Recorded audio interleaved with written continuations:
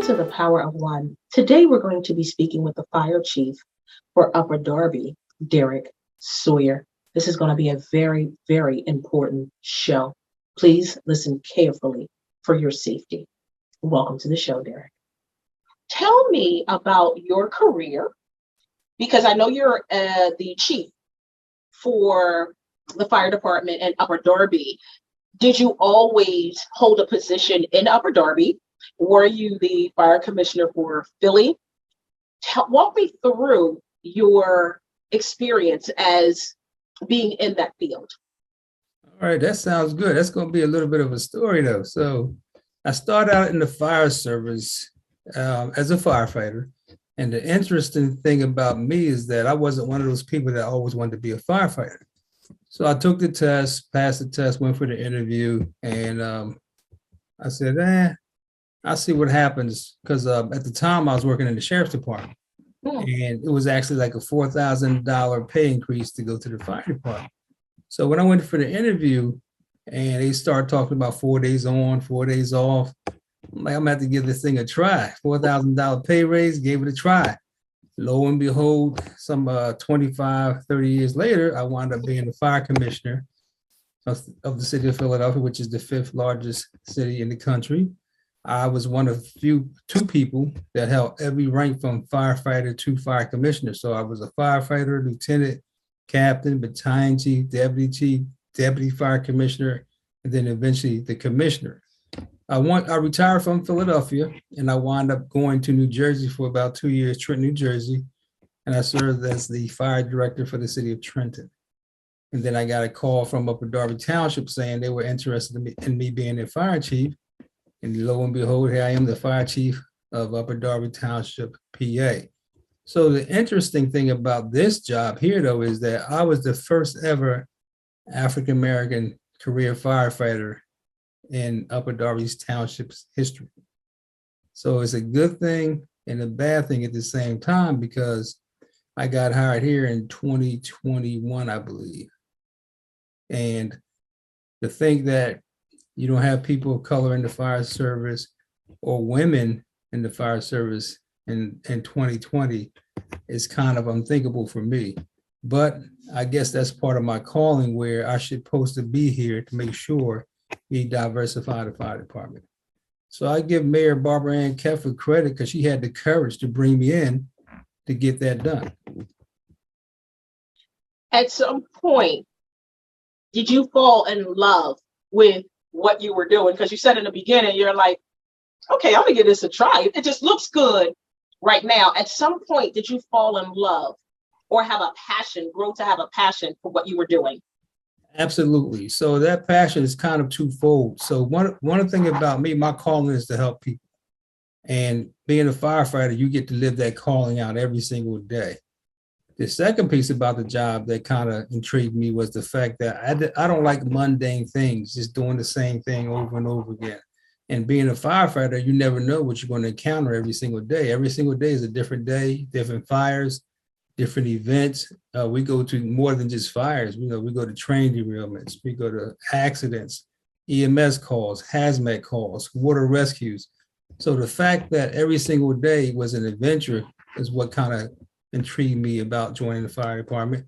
And then it kind of fell in line with my calling of helping people. So every day you get the chance to help somebody different, somebody new. Now, being a firefighter does not just mean that you actually fight fires. With me being in victim services, I was actually surprised one day when, unfortunately, this young man lost his life on the streets of Philadelphia. He was shot. There was blood everywhere. And the firefighters came and actually cleaned up the crime scene. And going back to years ago, when my brother had his first seizure, we called 911 thinking the ambulance would come. Lo and behold, firefighters showed up first. So please explain to the viewers what else that firefighters do besides just fighting fires. Absolutely. So as I mentioned earlier, we do a lot of things, and that's what intrigued me about this job. So I talked about car accidents. I talked about water rescues, train derailments. So emergency medical response is one of our callings and one of our job missions, to go out and service people that have heart attacks, people that get stabbed, shot, any type of car accident with trauma and injuries. So as an emergency medical technician, all firefighters hired in the city of Philadelphia, I believe after 1985, are certified as emergency medical technicians. So in addition to fighting fires, we go to EMS calls. And actually, we go to more EMS calls than we do fires. Because at this time, we have a population that's aging, and we have people that are more ill and sick now than ever. So EMS calls, it could be for a heart attack. It could be for a cut. Somebody accidentally cut their finger. It could be for a broken bone. Somebody fall down the steps or trip and breaks their arm, breaks their leg. So again, diabetes, high blood pressure, all those things we respond to make sure that patient is stabilized until we can get an ambulance there to transport them to the hospital. And to your point, when we started the first responder program in the city of Philadelphia, that was the biggest complaint. We would pull up to the door and they would say, I didn't call for a fire truck, I called for an ambulance. And we had to explain to them, we're here with trained people to treat the person until the ambulance can get there, because there's such a large volume of EMS calls in the city of Philadelphia that sometimes it takes a while for them to get there. So by sending 2 trained individuals on a fire truck, we can still treat that person and stabilize them until the ambulance gets there. That's excellent. Let's dive right into fire safety.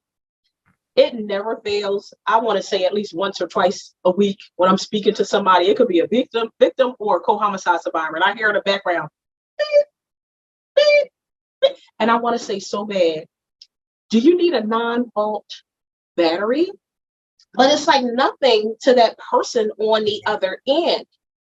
Let's talk about fire safety, and let's talk about how important it is to make sure you're changing that battery in your smoke detector.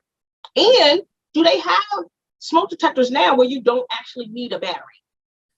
So you have a very good point, because I have that conversation with people all the time. Also, I'm on the phone, I hear the beep, beep. I'm like, you do know you need to change your smoke alarm or change the battery in smoke alarm, right?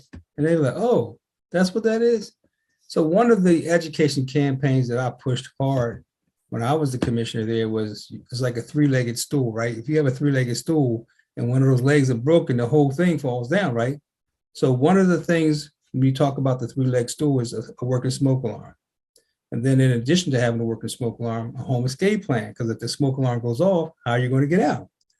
And then the third piece was that fire safety checklist to go through your home to make sure your home is fire safe. I think what's important for people to understand and realize is that if you have gone through the trouble of making sure you do have a working smoke alarm, you still have to test it every month to make sure it's still working.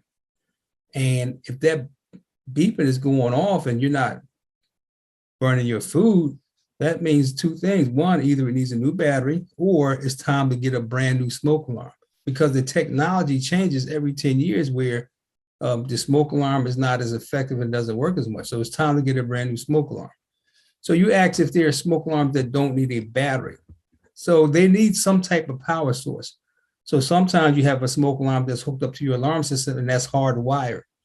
And even if you have a hardwired smoke alarm, which means it's hooked up to your electrical system, you still have what you call a battery backup. And the reason why you have a battery backup is because if the power goes out, you have to make sure that smoke alarm still works until the power comes back on.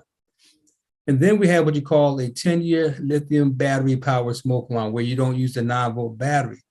And the good thing about those is you don't have to change the battery every year or twice a year, change your clock, change your battery. That battery is good for 10 years. But then again, you still have to test that smoke alarm every month to make sure it still works. Tell me about the fire department. I see commercials sometimes, or even if I'm at community events where you can get a smoke alarm. Does the fire department, is there a number, whether it's Philly or Upper Darby, where you can call and someone will come out from the fire department, install it, or you have to install it yourself? Do they give out, let's say, safety kits? What if you need to get out from your second floor. Does the fire department, either Philly or Upper Darby, provide that? Two good questions. So we do provide smoke alarms free of charge. We have a program and a partnership with the American Red Cross where they give us smoke alarms and then we come out and install them. So we don't really give the smoke alarm out. What we do is we have you sign up for them and we come out and install them. So for example, in Philadelphia, if you need a smoke alarm, we dial 311 and they'll have somebody come out to your house, install the smoke alarm and make sure that is put in the right place. And the reason why we do that in the past, we would give out smoke alarms and then we would have fires where people die in fires and that smoke alarm is still sitting on the dresser. Wow. So that's when we said, we can't just give out smoke alarms, we have to install them. And it's the same in Upper Darby Township. If you call fire headquarters, we'll come out and install the smoke alarm and make sure it's working. One of the things we do in Upper Darby Township also is we go through a fire safety checklist with you to make sure your home is fire safe. And we provide you with some fire and life safety information so that you can practice your fire safety all year long. And all of this is free of charge. And all this is free of charge. So now you asked about some other safety equipment. So one of the things we do not do, we don't offer fire extinguishers. We don't offer those fire escape ladders and things like that. And the reason why is if you have a fire extinguisher in your home, but you're not trained to use it, there's a good chance that you're not going to be able to put that fire out correctly, and then you're going to cause more damage than help. So if you don't have the training to use a fire extinguisher, we don't really recommend it. We recommend you dial 911 and let us put the fire out. Now, if you have the training and understand that fire extinguishers only for small fires, not big fires, just small trash can sized fires, then by all means do your thing. But we still recommend that you dial 911 even if after you put the fire out to make sure there's been no extension or the fire is not just smoldering and it's going to reignite.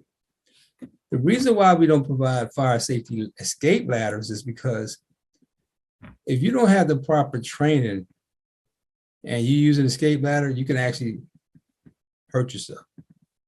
Because when we put up ladders, if you notice, we put ladders up at a 45-degree angle, which makes it easy to climb down, right? Hand on the rungs and come down one at a time.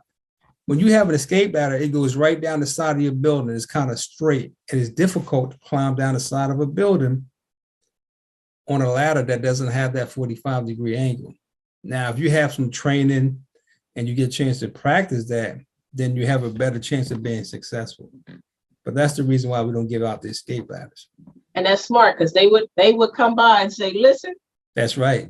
Chief from the Upper Darby Upper Darby Fire Station saying use this ladder and I broke my ankle. That's right. I can imagine. So let's speak about how heaters changed over the years. Mm-hmm. Like back in the 80s, there was kerosene heaters, and it seemed like even as a child, I would always hear about a fire in a home with a kerosene heater.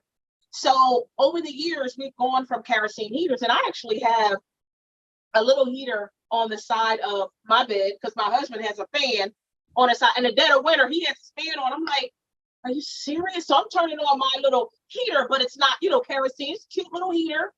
And I could turn it on low, high, or even like turn it on a degree where it'll go off for a little while and then come back on. With the technology and how heaters have changed, has there been a decrease in fires with heaters? There has been somewhat of a decrease because they have changed. So like you said, we start off with kerosene heaters that can be tipped over and cause a fire because the fuel spills and ignites, and now you have this big fire, right? And most people don't even use kerosene heaters anymore. So what we do is we do have these heaters that have a better technology, right? And a lot of the heaters have what you call cutoff switches now, where if you accidentally tip them over, they automatically cut off. But the danger with heaters, even with the better technology, is if you don't have that 3 feet around the heater, you still can catch combustible materials on fire, whether it be your sheets, your blankets, your clothing, and guess what? Even you, if you get close enough. So that's the issue with portable heaters. They have gotten safer. They have better technology where if you accidentally knock them over, they turn off by themselves. But we still recommend that if you're going to leave the house or leave that room, to unplug that heater and then plug it back in when you return. Let's talk a little bit about that very tragic incident that occurred in Philadelphia, where all of those people unfortunately lost their lives, even the children. That was just so heartbreaking. I know you wasn't in Philly at the time, but hearing about the situation, tell us how people can be safe so that does not happen to them, because I don't think they had any any working smoke detectors in their home, correct? And it was a lot of them. And I think it was a child who either lit something and then that was it. So talk about that fire safety and what people can do in their home. And then talk about how quickly a fire can actually spread. Like you would be better at this than me. Like if there's a fire in a room and you open a door, does it actually, you know what I mean? So walk us through that. Wow, you got a lot of stuff there for me to unpack, but we'll start off with this. How can you be safe in your home? Well, you talked about children playing with matches, right? When I mentioned earlier about that fire safety checklist, that's one of the items on that checklist. Do you have your matches and lighters in a safe place from your children? Because children at a certain age do become curious about fire. So you have to make sure you protect you and your family by keeping that lighter and matches in a safe place, one, and then two, having that open, honest talk with your children. They understand that it's not good to play with matches if you have that conversation with them. But if you don't have that conversation, how will they know? The second piece is, again, you have to have working smoke alarms. For some reason, it appeared in that situation where smoke alarms was put in the property, and for some reason they were taken down. Again, a lot of times people take down smoke alarms because they're cooking. Like I've burnt my toast before and an alarm goes off, and they want to take that alarm down because it's making that noise while they're cooking. So what we recommend is most of the smoke alarms that we install have what you call a hush button. So if you're burning your toast and the alarm goes off, rather than take it down, because if you take it down, you might not put it back up, Right. Push the hush button. That's going to give you about 8 minutes so you can clear out that smoke. Open the windows, put a fan out. Like you said, you have a fan in your bedroom, put that fan in, get the smoke out of there, and that's going to help the smoke alarm stop chirping, go off. So we got to make sure that we don't take those smoke alarms down for any reason whatsoever. Because again, that's your early warning. You talked about how fast fire moves. That's your early warning, the time that you need to get out. So you only have about 2 to 3 minutes to get out of a house once there's a fire, especially if you have a lot of combustibles. That fire happened around the holidays. You had Christmas trees there, right? That's combustible. Then you have furniture in there. That's combustible. You had a large number of people who probably were sleeping around in blankets and sheets because it was overcrowding. That's combustibles. Pillows, combustibles. So again, if you don't have that early warning, you find out too late, you wind up finding yourself trapped, which leads to what I talked about earlier, having that home escape plan. A smoke alarm without a home escape plan, you have like a 50% less chance of getting out because you haven't planned your escape. Now add the fact that you're sleeping in the middle of the night, you're waking up, you're groggy, disoriented, and you got to get out the house. If you have a plan in place, guess what? It becomes second nature. You know what to do. You wake up and you can go right into action because you practice it. And look at it from this perspective. When is the last time you heard of a fire or somebody dying in a fire, rather, in a school? Been a long time. Know why? Because they have fire drills. They have fire drills. They know how to get out if there's a fire. You don't have to sit there and think, what should I do? What should I do? Fire drills. Well, that same concept can work in your home if you practice your home escape plan and share it with your family and guests, especially if you have people visiting and spending the night.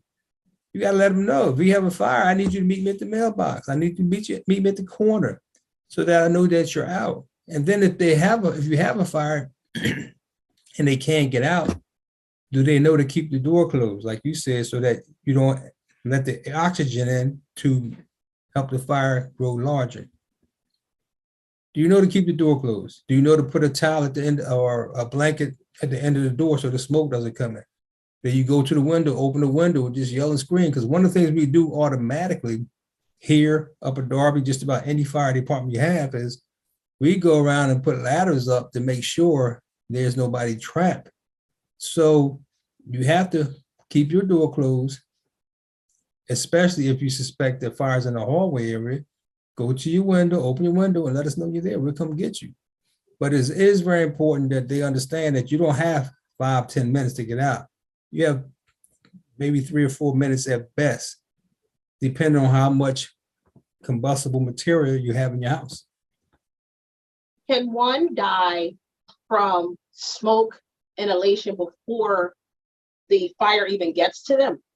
Absolutely. Most people that die in fires die from smoke inhalation, not fires. Not many people are actually burned from the fires. They actually die from smoke inhalation because they become overcome by smoke.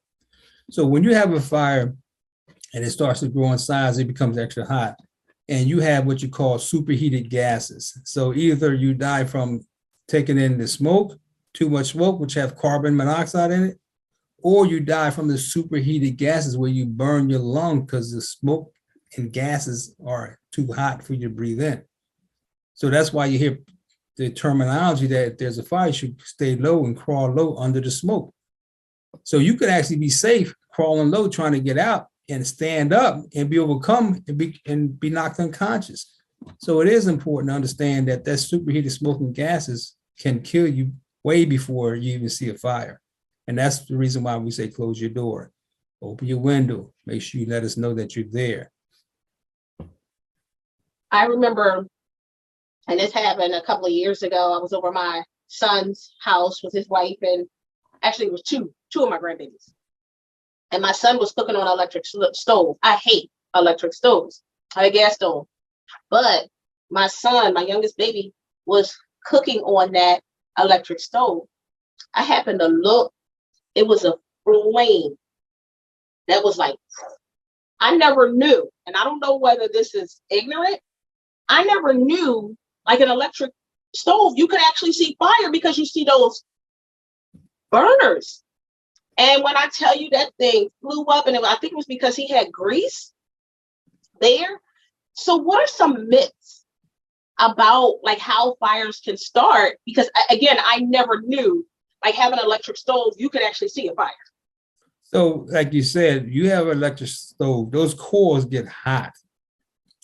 And if those cores come in contact with anything that's combustible, let's say it's the sleeve of your outfit that you have on. Let's say you have on a robe of pajamas, the sleeve of your robe of pajamas. Let's say you have a dishcloth that's dry and it touches that all can catch on fire. And then if you have you're frying chicken, fish, or whatever, and that grease becomes hot enough, that grease can ignite and start a fire. So people that have those electric stoves feel like, I'm safer because there's no flames.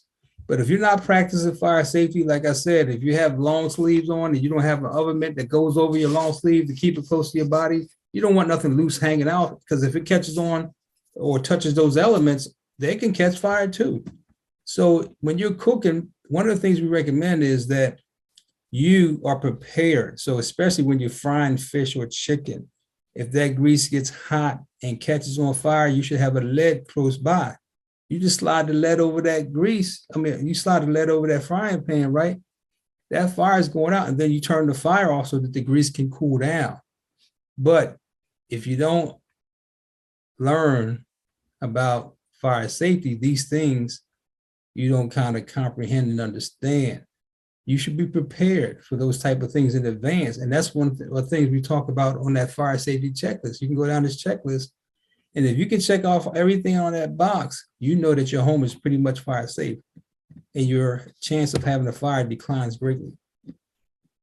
Is there a website for Upper Darby for the fire department so people can go on and look at that checklist? And I know you're not with Philly anymore, but was there one for Philly so people can actually go on and see that fire checklist? Absolutely. So if you go to www.upperdarbytownship.gov/fire, we have tons of fire safety information on there. And I believe it's the same in Philadelphia, www.phila.gov/fire, and go to the fire department's website, and they should have some fire safety tips, fire safety checklists, and just things you can download to help you be more fire safe. Chief, I thank you so much. You broke everything down to where we can all understand it. So there's no excuse No for excuse. us not to have working smoke detectors and for us not to have a fire plan and for us not to practice That's fire right. drills That's at least right. once a month with our family. Your So I family, thank you right. so much You're for welcome. joining me today. Thanks for having me. I appreciate it. Thank you so much for joining us today. I hope you learned a lot, and I hope you will go through your home and make sure you have a plan in case the unthinkable happens and a fire occurs in your home. We want you to be safe. Most importantly, we want you to come out of that tragic situation alive. Thank you for joining us today. Peace and love.